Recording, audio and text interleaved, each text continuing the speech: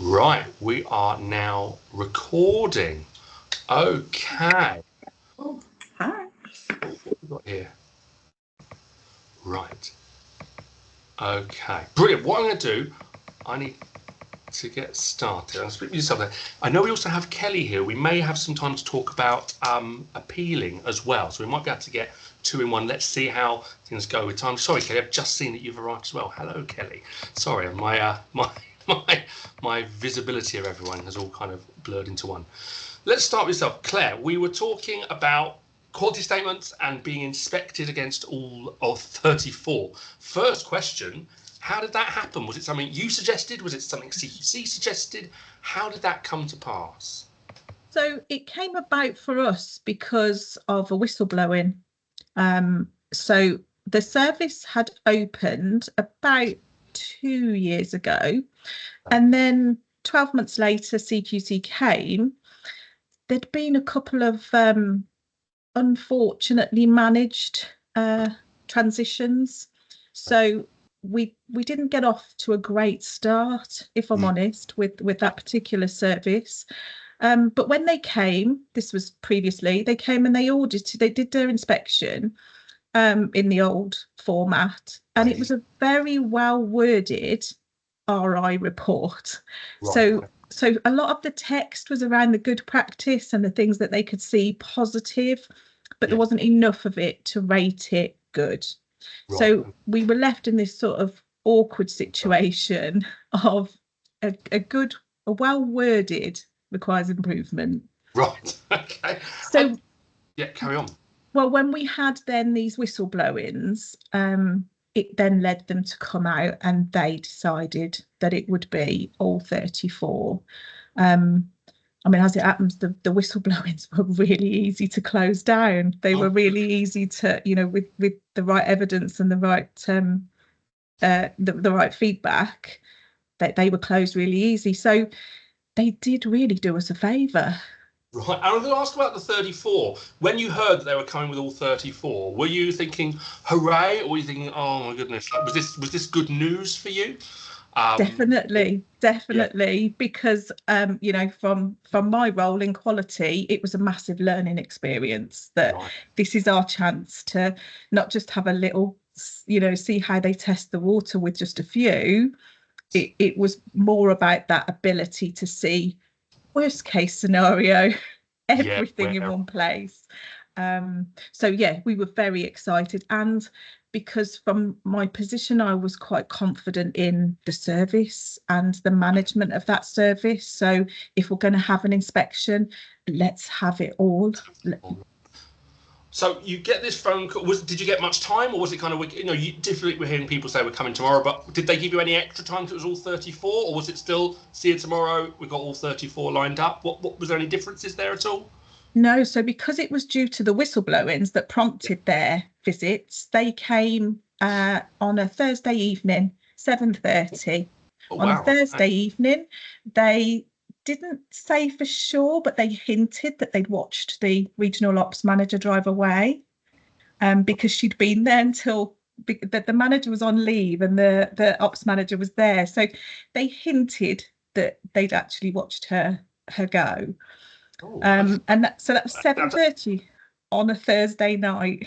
Wow. Okay. But that was a fun evening. Was it kind of one of things everyone kind of came in and everyone was expected to come in and get started on that, or did they just do a little bit of an initial inspection and then the day was Friday?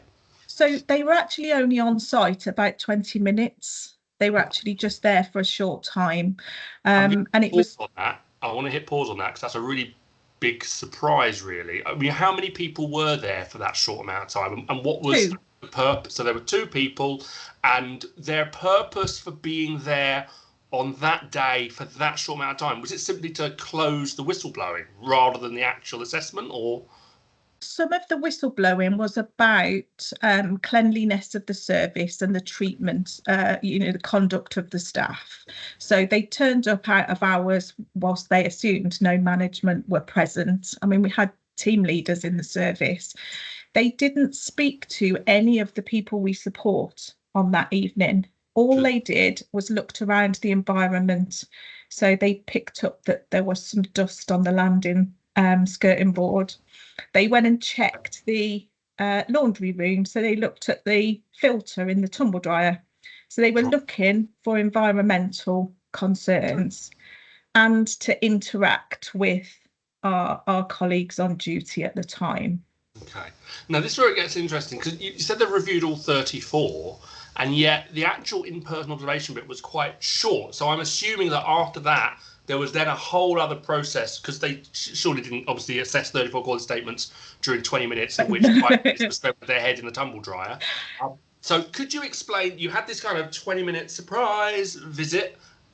What happened after that, especially in terms of getting evidence together for all of those 34 quality statements? What did that look like?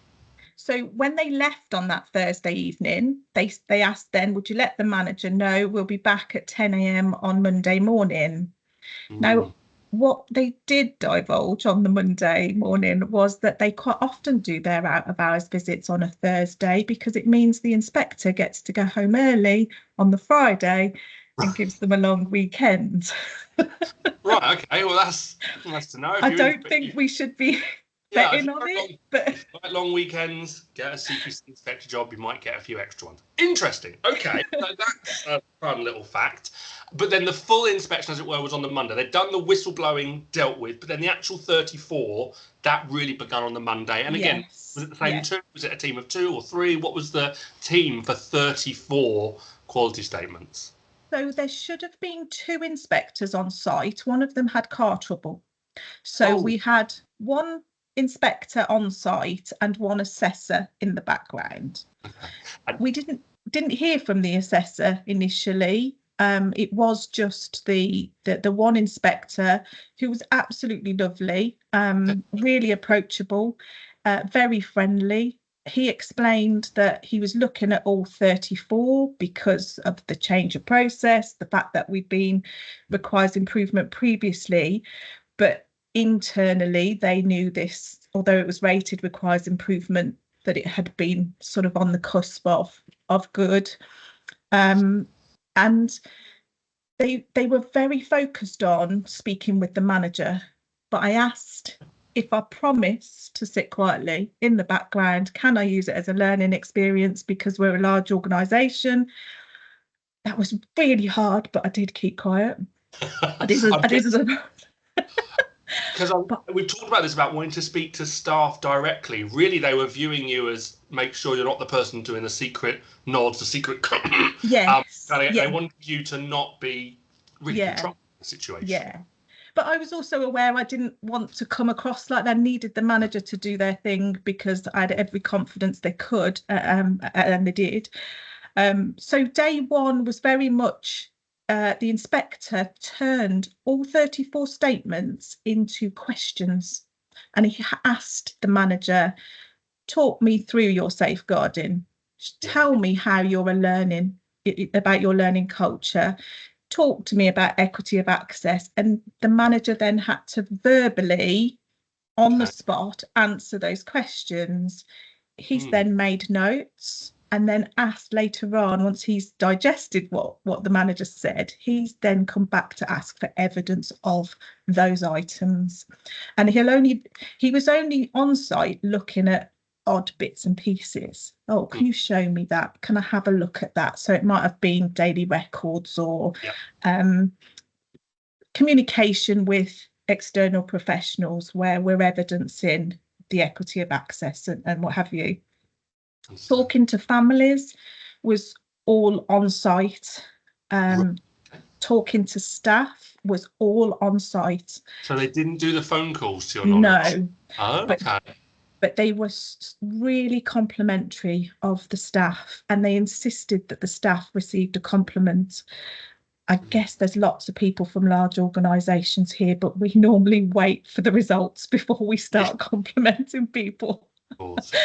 But we had to follow through with their request and compliment them, because the inspection was still open. So if anybody had been called, we wanted them to know we'd done what we were asked.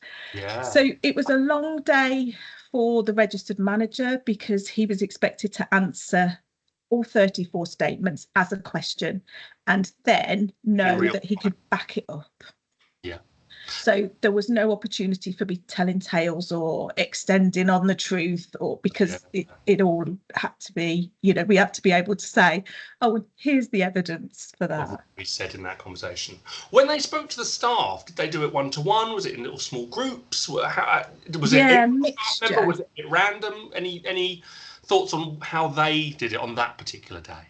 Yeah, it was a mixture. So if there were two people, so some of the people that are supported at this particular service will have 2 or even 3 staff members assigned to them, and that'll be for sort of change of face. So there can be quite a lot of staff on duty at any one time there. So if there were people sort of waiting in the wings, they would be talking to them.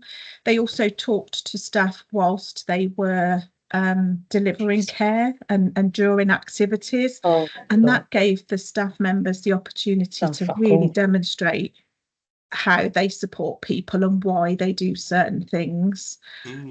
But the staff were able to articulate themselves really, really well and get across their passion for why they do the role, and what brings them in every day when it can be a challenging day, but they're still there, they're still turning up. The inspectors came back for a 3rd day. That was the Thursday. So now it's a whole 7 days since the first day. And that 3rd day is including the little 20 minutes head in the tumble drop. So 20 minutes, 1 full day, 2nd full day. That's right. Thursday. Yeah. And what form did that take? So again, that was 2 inspectors. That was 1 person from the previous 20-minute visit and the original inspector from the Monday, with, again, knowledge of the assessor being in the background. That was a much lighter day. They were very energetic. They only did observations of practice and speaking with the people we support and families. It was all about the community feedback on day 2, the full day. Definitely. I think this is something we've been saying, that it sounds like day 1 was processes. Day 1 was speaking to the manager and getting an insight and processes, and then day 2 was much more about. Oh, you've muted yourself, Louis. How to manage that? The actual observation of care, as well as feedback, speaking to people. Care. So, I mean, in terms of you mentioned the assessor. Now they've now changed the name and they've recalled that person inspector again. We won't get confused about that, but think of someone sitting behind a laptop doing their job. When did they come into when did they kind of magically appear? Did they get in contact at a later point, or how did that part of it? Because obviously you got the in-person bit, and then there's this whole other side where essentially the now inspector but previously named assessor will be getting in contact with you and, can you send this, can you send that, can you send this? How did that begin, and when did that start? So we've had the Thursday, we've had the light touch, bit of a chat, look at the bit of an observation. When did the previously assessor role kick off? So that was at the end of that week. So the Thursday, Friday, on the first full day, we had an email from the inspector that was on site asking for all the usual things, health and safety checks, food hygiene records, training matrix, the standard items. And again, nothing out of the ordinary. And so that was on the Monday. And then towards the end of the week, we had an email from the assessor looking for the more in-depth things like the advocacy visits and complaints, end-of-life care plans, strategies, values, staff meeting minutes. So that both lists were very standard, very standard. Huge surprises in that sense. We had a request for 60 items of evidence for that inspection for all 34 statements. So just under 2 per quality statement, which isn't completely out of the ordinary. It was perfectly reasonable request. They were friendly requests. They had very reasonable timeframes to them as well. that there was continual sort of updates, I suppose, from both the inspector and the assessor. The assessor asked for information, and then I think about a week later she said, I won't be looking at your data because I'm going on annual leave for a week. Okay. So we knew that nobody was going to be sort of looking it during that period. So we knew not to be waiting for the report. Yes. I mean, did you find that there were certain quality statements that seemed to be more present than others? Because, we talk about, the in-joke is good old environmental sustainability. And I was like, oh, that's a bit of a surprise one. Was there anything, did you get a vibe that, safeguarding, obviously, top of the pile. Yes. Environmental sustainability, can you tell us what light bulbs you use? I mean, just out of interest, was there much of a scale in between different quality statements that you felt were really focused on versus some that were not treated in the same level of depth, or did they seem pretty equal? They seemed pretty equal, with a focus really on the safe and well-led, and I think that was predominantly around the whistleblowing, because that was, their initial reason for being there. Yeah, brilliant. Pete, I've seen we've got a hand up. Peter, hi Peter. I hope you're well. If you're up for it, could you ask I assume you have a question, Peter. Go for it. I do. Thanks, Louis. So I missed the very. Sorry, carry on, Peter.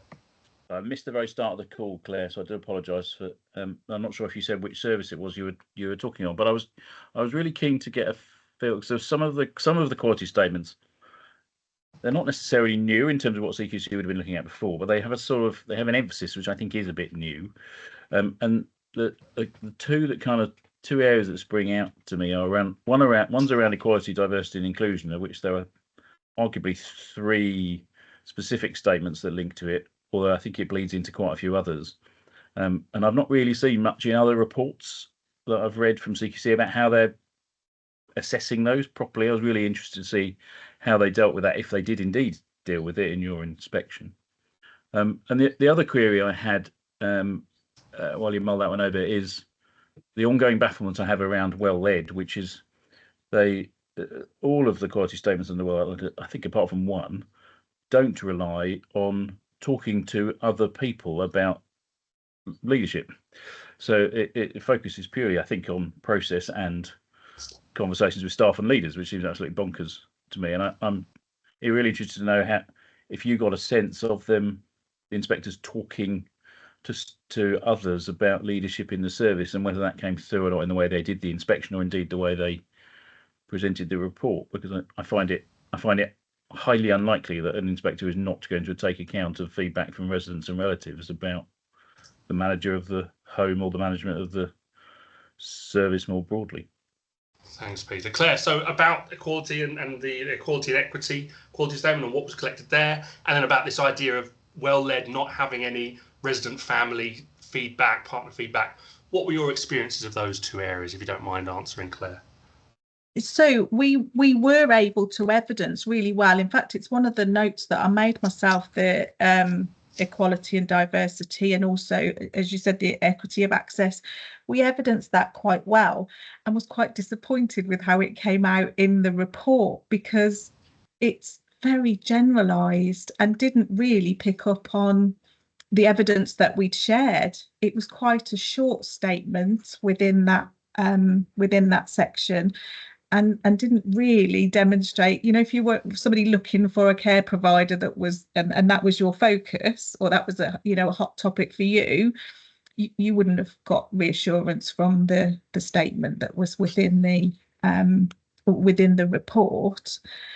And around well-led, it was very evident that the manager's conduct and ability was being questioned by everyone, was being questioned about it, relatives, our colleagues. Even we had a couple of senior members of operations colleagues that sort of popped in casually through those days, and they were questioned as well. And I think the manager, particularly in this service, was able to articulate themselves very, very well. So they were. Sorry, Peter. What I was going to say was, I don't think it features particularly prominently in well-led, but it's definitely in the executive summary, that how the confidence that the manager gave them and their ability to do the role. No, that's interesting. And good that was the experience they had of the manager. I'd be fascinated to know if any providers have sought a challenge against a rating on the basis that feedback was sought from someone that sits outside of their own guidance to speak to. But it's interesting. It is, and it's an interesting.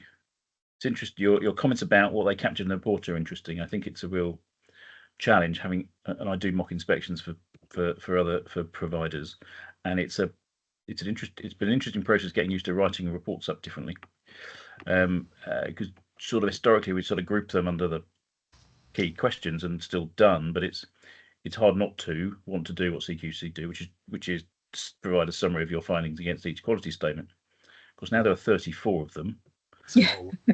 And they didn't really, they sort of did it a bit under the old Chloe's, but not quite so explicitly. You end up with, it's very hard not to end up with a very long report. So yes. I'm going to got a couple of other questions. Sorry, Peter. I'm just going to jump in for now, Peter. Go for it. I was just going to quickly ask as well, Claire, about you mentioned about the equity. What, just in a nutshell, what sort of things were you sending through for that equity that you felt perhaps weren't taken a note of, that you thought, oh, actually, this is really good stuff? Well, for the people that we support in that location, they have some needs and diagnosis that make access in the community quite difficult, and the staff members had worked really hard to take tiny steps and really gradually introduce activities, really gradually help people with hospital appointments and doctor's appointments, and bring in speech therapists and anyone that can help with that sort of wider community that can support them. And a lot of that work was very, very slow because of the diagnosis that the people live with, but they'd pursued it, they continued it, and they'd seen those tiny steps as huge, great wins and kept on with it. And there'd been a lot of examples of that didn't feature in the report at all, and it was quite disappointing. I saw Richard. I'm not sure if you still had a question, but I saw you put your hand up earlier, Richard. I'm not sure if you still wanted to ask that question, Richard. No, it wasn't. Sorry, I was just going to try and put something in the chat around EDI for you, for anyone who might be looking at a policy, something that might be quite helpful, and I pressed the wrong button. I apologise. No worries, Richard. Thank you very much. Well, another question that I had, I can see we're kind of hurtling towards time. In terms of the process of, is there anything you wish you'd done differently? Is there anything you think, oh, actually, next, I know you've got multiple services, your name is literally National Care Group. If you got another phone call saying, hi, we're going to so-and-so, we're doing all 34 again, is there anything that you would do differently now that you've done a full 34? Have you got kind of right, this is our 34 mega inspection bootstraps plan now, Claire? And if so, could you share that with us? Because I think a lot of us would like to know what to do if that rocks up for us. If I'm honest, for the example that I've shared today, it would be the textbook example. The manager uses our document share so that we're all able to access it. We could go in and sort of proofread documents before we were sharing them. I think that we had sufficient warning for this one, so we were able to go in and do the high dusting at the weekend and check over those few things, talk to the staff mainly, giving them confidence to believe what they're saying is accurate, because it often is, but then they get nervous and then they get the verbal diarrhea and it runs away, but just giving them confidence in, no, you're right, it's okay, you can say that. That's a really good example. So preparing the staff and just having that evidence to hand. We have, but that's where that care staff training for speaking is such an important part. Absolutely, yeah. Confidently, it's one thing to have something in your head, it's another thing for it to come out your mouth the way it's good. And help staff to do that is such an important aspect. Definitely, it really has. So I used some of your literature that you shared and the documents for sharing phone numbers and what have you. As it happened for this one, we didn't need it because they took it's a very busy service, so there was lots of staff on site that they were able to speak to, and I think the minute they got a bit of confidence, and then the inspectors were positive, that gave the staff confidence to speak freely. But definitely preparing the staff in advance would always be the preference if we get that warning. Of course. I think that's a really important part, just to make sure that staff feel confident. I'm just being cheeky and putting in our chat. If you go to careresearch.co.uk training, we do have a video course to help staff with that. Claire, I didn't pay you to say any of that. But no, if people do want to find out more about how we support staff with that, do get in touch. One other thing I wanted to ask Claire, and it seems like I was hoping to also speak to another individual on this call, Kelly, about appeals, but I think, Kelly, we have to see if we can book you in for another time, maybe give some more time. It's just been so much to cover. So huge apologies, Kelly, because you've been wonderfully patient. But I did want to quickly ask about the publication. What was the time? I mean, I assume you've been published yet? Yes. Yeah. What was, we've heard some pretty big horror stories. I spoke to one service that had 33 quality statements assessed, and he rated 5.5 months. And he actually didn't bother appealing half the things he was going to appeal, because he was just like, I need the blooming document out because we need to change this rating. What was the publication process and the timings of that for you, Claire? So day one, that first Thursday evening, was the 11th of April. And then obviously the Monday and the Thursday following that. On the 11th of June, we had an email from a CQC pharmacist. So 2 whole months to the day, 2 whole months after day one, we had an email from a CQC pharmacist saying they're now looking at the meds in the background. Nobody came out. That was just a separate email. The final report went online on the 16th of September. Okay, so end to end. Okay, right. Okay, so a fair amount of time. Yeah, a fair amount of time. And that was without appeals and all that sort of thing. We did do an appeal, but that was very quick. So, the draft report was with us on the 28th of August. Okay. We did the appeal straight away, and the final report was the 16th of September. What I'm going to do now, Claire, just very briefly, I'm going to bring in Kelly. I'm not sure if Kelly, if you're there. As you can tell, my timekeeping has gone all over the place, and I've thought about making these webinars an hour, but then it just seems like so long for people. I know you're all very busy. Kelly, I hope you're there, and if you can hear me, do say hi.